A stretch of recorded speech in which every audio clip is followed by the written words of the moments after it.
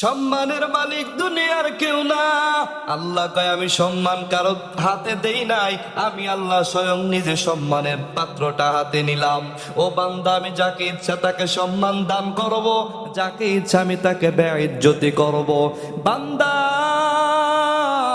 হাজারো মানুষ শিক্ষায় শিক্ষিত হবার পরে সার্টিফিকেট পায়, কিন্তু সম্মানের কোনো সার্টিফিকেট নাই। ও বান্দা, একজন বড় আলেম, আবার আরেকজন বড় বিদ্বান্ন, দেখবা সম্মান তার একটাও নাই, এক বিন্দু সম্মানও নাই। কেন বলে? কারণ তো একটাই, বলে আল্লাহ সম্মান দান করে নাই। আল্লাহ কয়, ও বান্দা, এই সম্মান নেওয়ার জন্য 2টা কাজ যদি করতে পারো, তাহলে তোমাকে আমি সম্মান দান করব।